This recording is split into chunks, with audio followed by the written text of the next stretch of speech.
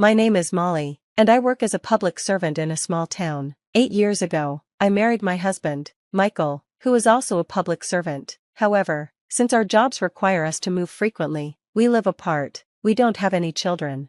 Every evening at 9 p.m., I get a WhatsApp message from my husband. It usually says something like, "I have a meeting tonight, too." I reply, "You have a hard time every night. When will you be able to come home?" His response is always, "I don't know, unsure," and that's the end of our conversation. This has been the only kind of talk we've had in our 8 years of marriage. We've never lived together, so people might think ours is just a marriage of convenience, but in our line of work, this isn't unusual. We're both federal civil servants, specifically soldiers. We get transferred to different military bases every 2 to 3 years, and each time, our living situation changes. 2 years ago, during one of our WhatsApp chats, I asked, "Should I buy an apartment in Jackson, Mississippi, my hometown?" Michael replied, "That sounds great. I hope I get stationed in Jackson, too." "Of course you should, we are a couple, after all." I teased him, "Why are you denying it? Are we really a couple?" His reply was short, "Why are you saying such silly things? Still at work. See you tomorrow, bye." 2 years ago, I went ahead and bought the apartment in Jackson, where my parents live. I plan to live there even after I retire. If Michael ever gets stationed in Jackson, we plan to live together. One day, instead of a WhatsApp message, Michael called me, which was unusual. He said, "Hey, my parents are planning a trip from Eugene, Oregon, to Kentucky. When they pass through Mississippi, can they stay at your apartment?" I agreed and said, "Sure, Michael, it's been a while since I last saw them." He simply responded, "Thank you, bye." Even though the phone call was rare, Michael's response was cold. I realized I hadn't seen my in-laws since our wedding, which felt like ages ago. Since I'm based in Mississippi, Michael moves around the country, and his parents live in Eugene, Oregon. We hardly get a chance to meet.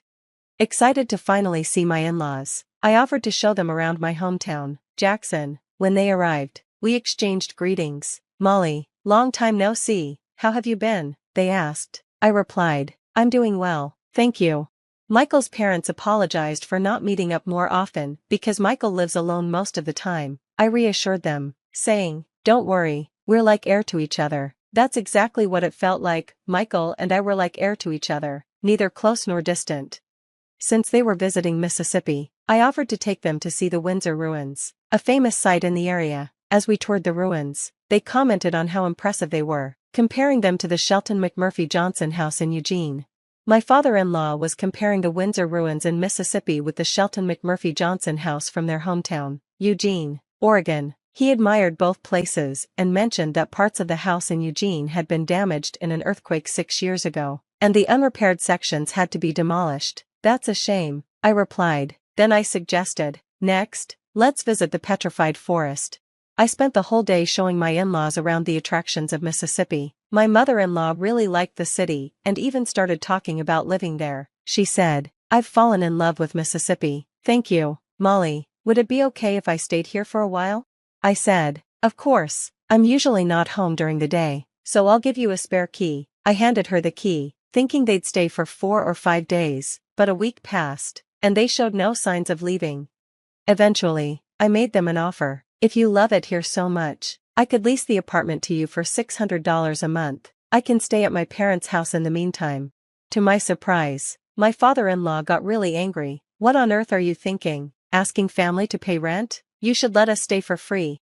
My mother-in-law quickly stepped in to calm him down, but the situation still made me feel uneasy. So, I suggested, "How about this? You just cover the cost of utilities, electricity, water, and gas."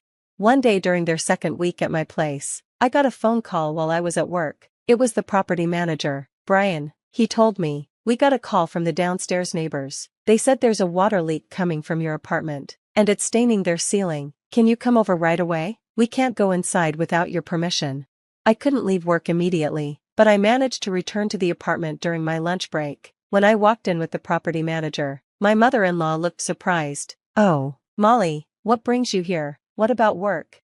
I explained. "The people downstairs said there might be a water leak from this apartment." She seemed clueless and replied, "A water leak? I don't know anything about that." Whether she truly didn't know or was pretending, I wasn't sure, so I walked past her to check near the washing machine. The washing machine was spinning, but the hose had come loose, causing a mess. This is the problem, I thought. I went downstairs with the property manager, and we were allowed to check the ceiling. Sure enough, there was a large stain spreading from where the washing machine was located. I sighed in frustration. My mother-in-law came to see the damage, looking guilty, and quickly went back upstairs. I had to apologize to the neighbors downstairs, bringing them a box of cookies, and I also got billed for the repair costs by the property management. When I told my mother-in-law, she lashed out, saying, "So, you're telling us to leave, huh? We're not going anywhere that easily. Should we just pack up and go?" The complaints didn't stop there. Soon after, the property manager called again with another issue. I braced myself. This time, the complaint was about my father-in-law singing loudly on the balcony at night, disturbing the neighbors.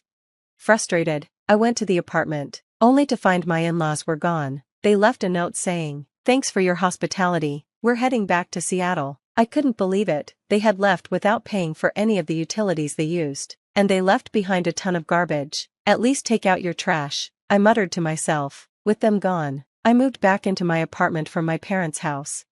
One day, my husband called unexpectedly. He said, "My parents love your apartment, so I'm giving it to them as a gift. Understand? If you don't agree, we're getting a divorce." In the background, I could hear my mother-in-law laughing. After leaving my apartment, my in-laws had moved into their son's government housing. Instead of talking to me directly, they had manipulated my husband into demanding that I give up my apartment. Now, I was forced to make a choice. I either give up the apartment I worked so hard for or get a divorce. I thought long and hard, feeling torn. Finally, I made up my mind. 2 days later, my husband called, but instead of texting me through WhatsApp, he said angrily, "You'll pay for this." That same day, when he gave me the ultimatum to choose between the apartment or a divorce, I sent him the divorce papers by express mail. He was furious, as he didn't expect me to act so decisively. Not even a week later, my boss called me into the office. To my shock, I received a transfer order to Dallas. It turned out that my ex-husband, who handled personnel, had pulled some strings to harass me because I refused to give up my apartment. I won't forget this, I thought. But what about my apartment? Should I give in and rent it to my ex's parents? I wasn't sure what to do, so I went to see the legal affairs officer at my workplace. The officer told me, "You have no connection to your ex-husband anymore, so you're not related to his parents either. I think you should rent it out as a landlord." That's exactly what I was thinking. I immediately called my in-laws, who had returned to Portland, and told them that I was ready to rent my apartment out.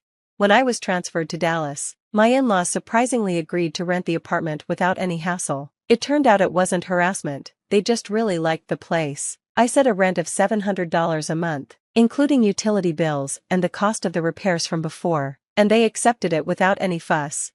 While working in Dallas, I was also studying for a highly competitive internal selection exam. Only a few senior military officers get to the top level, and the biggest challenge was passing the exam to enter the command staff course. This course trains future unit commanders, and those who complete it are assigned to lead units all over the country.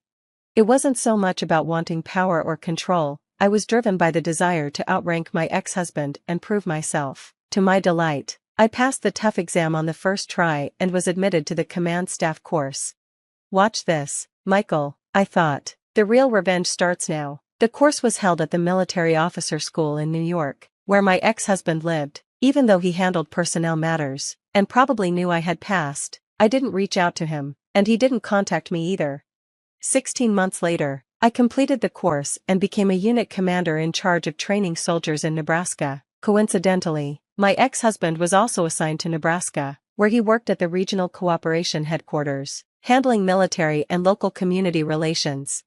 Thanks to the internal exam, I now outranked him. One day, during a training session for newly arrived senior officers in Nebraska, my ex-husband saw me and came straight over. The first thing he said was, "Why are you wearing a rank insignia that's higher than mine?"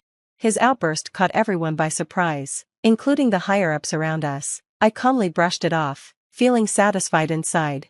I thought to myself, I'm no longer stuck with someone like you. It was a beautiful, sunny Sunday, the day of the annual base open day. This event gave regular citizens a rare chance to interact with military personnel. The atmosphere was lively, with children and adults cheering as they admired the tanks on display. The combat training simulation, where soldiers descended from a helicopter in a dramatic, Spider-Man-like fashion, left everyone amazed. People were taking photos with soldiers in camouflage, and many were excited to grab commemorative merchandise. As a training coordinator, I was stationed at a booth where citizens could try out the forward-leaning rest position alongside active servicemen. That's when my ex-husband appeared, bringing some members of the Parents Association. Seeing him made all my pent-up feelings of revenge toward him and my former in-laws flare up. It felt like the perfect moment to act. This is my chance for revenge. Without thinking, I called out to him and his parents, inviting them over to the booth. Reluctantly, my ex-husband joined in. I handed him an iron helmet and lined him up with the other servicemen. "All right," I announced. "In the military, we give everyone a number instead of calling them by name. I'm going to start the numbering. The person on the right says 1, then the next person says 2, and so on." I placed my ex-husband in the number 1 spot, lining him up with a mix of servicemen and regular citizens. "Numbering, start," I called out. 1, he said slowly. "You're too slow. When I say start, you respond right away," I snapped. Watching my ex-husband stand at attention like a soldier made me want to laugh. This is hilarious. Next, we moved on to practice the forward-leaning rest position. The instructor, a serviceman, explained the procedure. After the participants practiced several times and got the hang of it, I took over. "Now we're going to simulate combat training," I announced. "Soldiers, be mindful of where you're pointing your muzzles. For those without guns, just pretend." I gave orders to the 9 participants. "Target the tree ahead, move forward, but stay low, using the tree as cover. Keep your guns pointed toward the enemy, and move in teams using a bounding overwatch technique."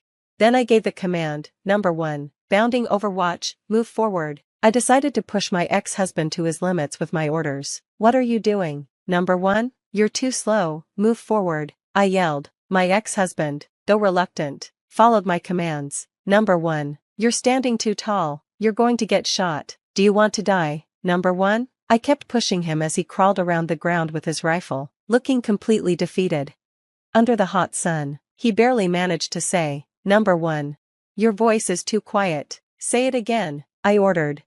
Suddenly, laughter erupted from the crowd. The spectators, who didn't know we were ex-spouses, thought it was funny to see a female commander bossing around a male soldier. However, my ex-husband's parents watched with grim faces. In the military world, rank is everything. My ex-husband had always used his higher rank to try and dominate me, both at work and in our personal life. There's even a saying that there's a rank system among military wives. His parents, who had always looked down on me, loved the attention he got, even though it was more because of his rank than his character.